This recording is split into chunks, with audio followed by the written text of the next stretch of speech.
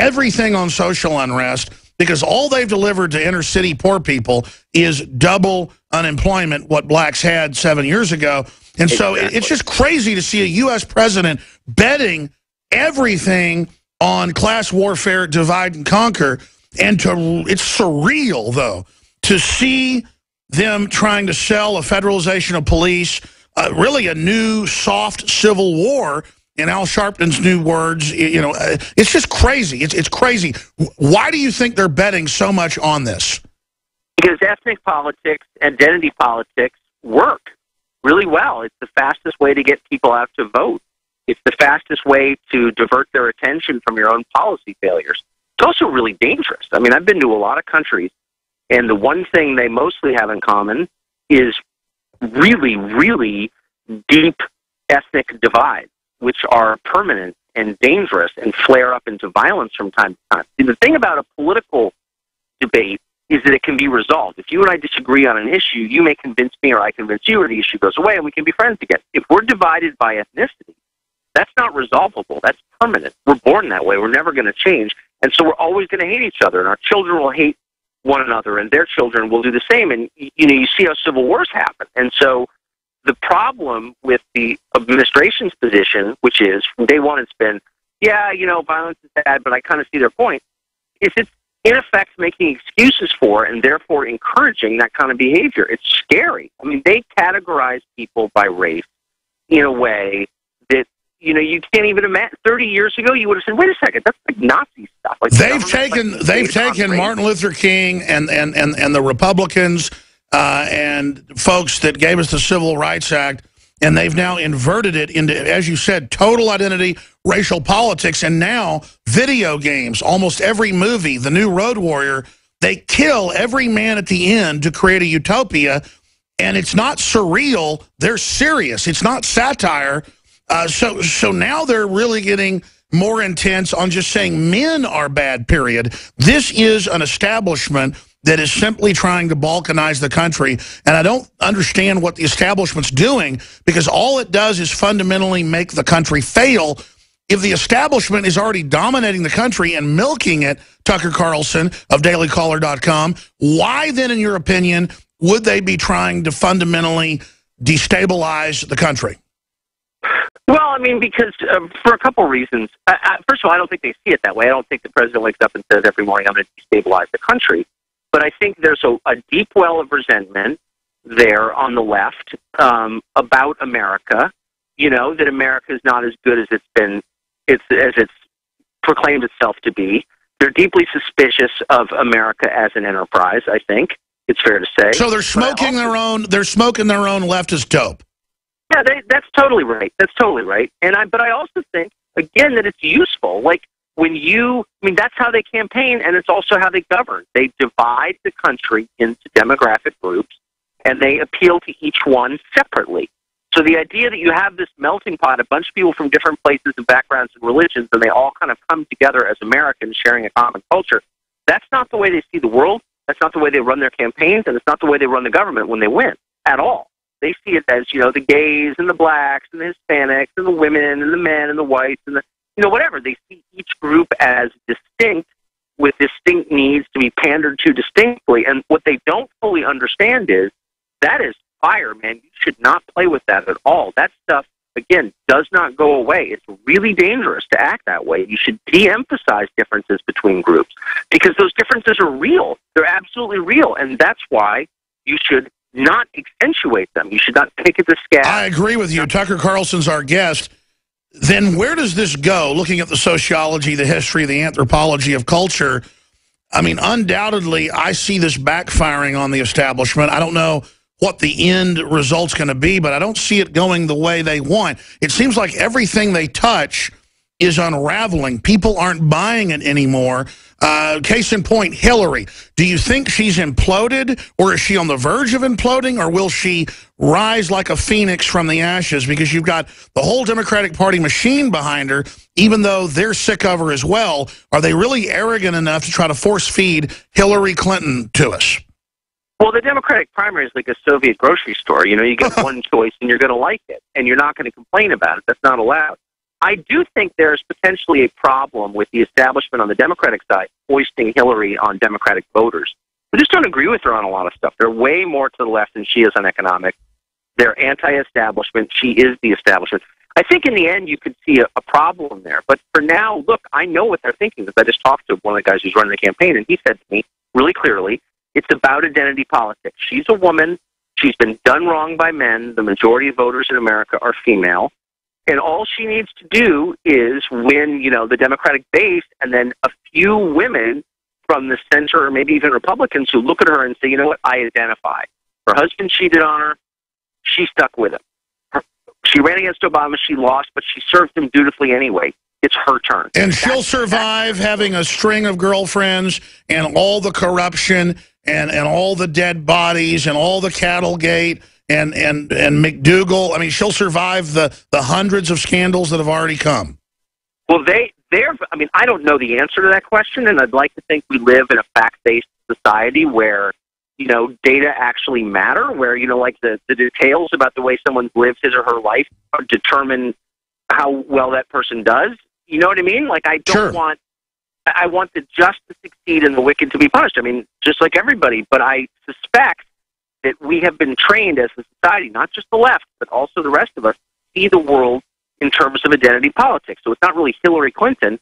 She's a woman. Therefore, she stands in for all women. I mean, I dare you to criticize Hillary in public, and you get attacked as a sexist. I mean, I have 3 daughters and a wife. I like women better than But still, you're guilty. You're a man inherently, so you're bad. And so we're talking about identity politics earlier. We go to another subject. It goes back to that. They have dumbed it down. And so this is the triumph of just mindlessness, the triumph of tribalism, of gangsterism. Exactly. That's exactly right.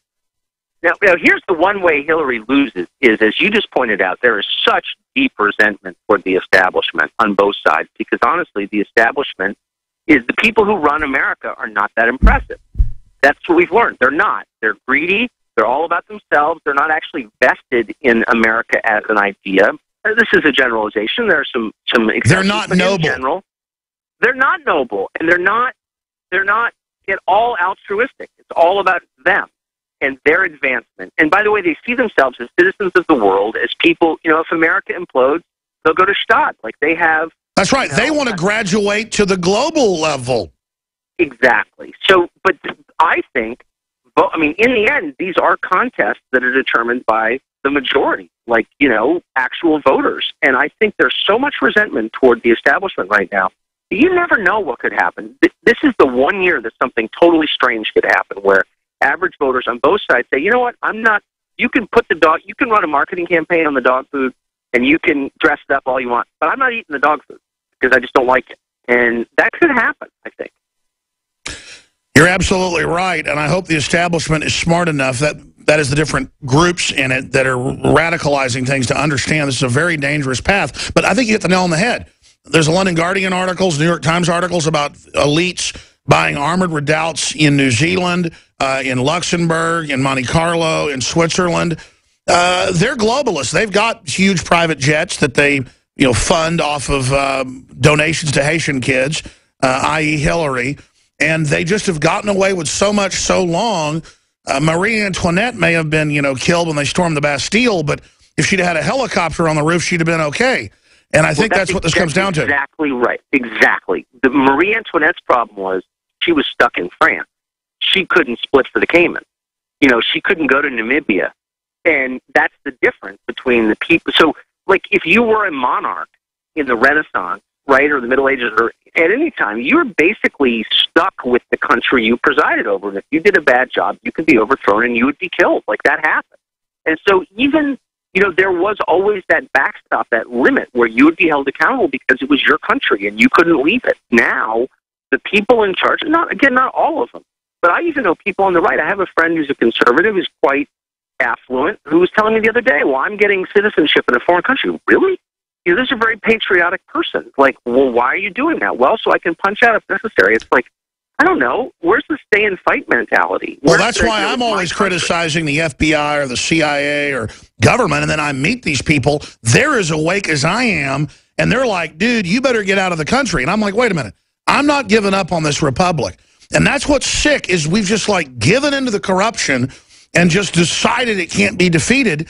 I mean, there's nowhere to run long term. It's all coming down because this same globalism, where they can escape responsibility, same thing that the liberals do at the grassroots, is allowing them to escape reality. Just like QE Unlimited allows us to escape reality on the debts, Tucker, but only so long. How long can it go, Tucker Carlson?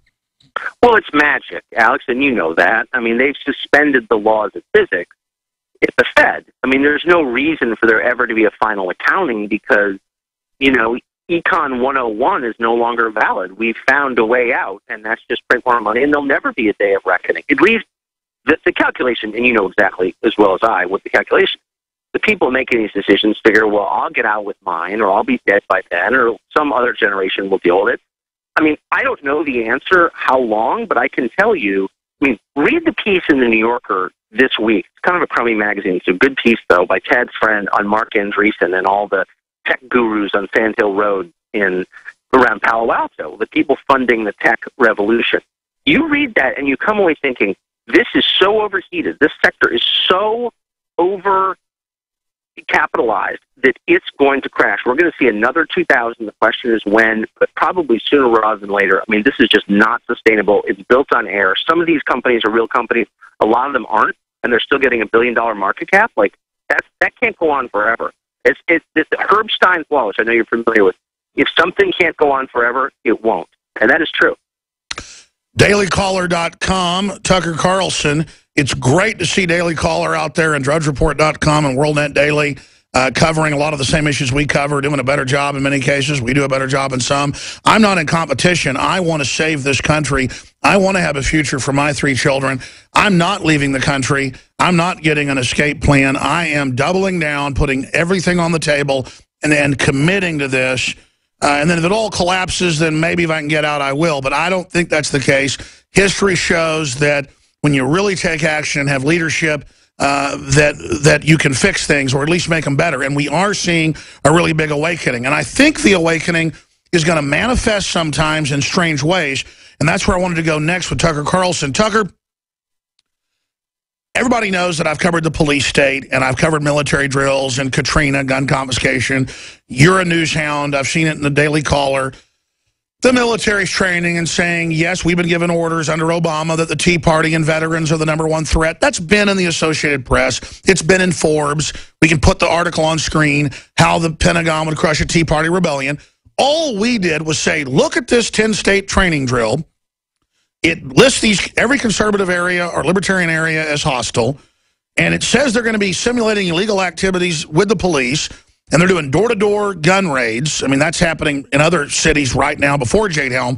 And I've never, 10 times the attacks I've ever seen, 10 times conservatively, Tucker, we're talking 200 to 500 articles a day, lying, saying that I said an Obama takeover was imminent this summer and he'd take our guns. I've never seen CBS, NBC, Fox, to a certain extent. They didn't completely lie. They just, said that I was a kook and stuff. The point is, they're saying, why are the senators listening? Why is the governor listening? MSNBC, all of it. As a media expert, you've worked at so many big networks, launched your own media operation. I don't want to call you an insider, but you're a libertarian on the inside. It's kind of creepy to see such a wall of coverage. And I know they say, just spell my name right. But a selfish question, what do you think's going on with this level of attack? And then what's your take on Jade Helm? Well, because look, I mean, you know as well as I, there's nobody in the press who is culturally on the same page as you are, or I am for that matter. There's nobody owns a gun. Nobody goes to church. Nobody's pro-life. I mean, you're just looking at a solid wall of culture that's different. I mean, and they just, they think that anybody who has a gun is suspect.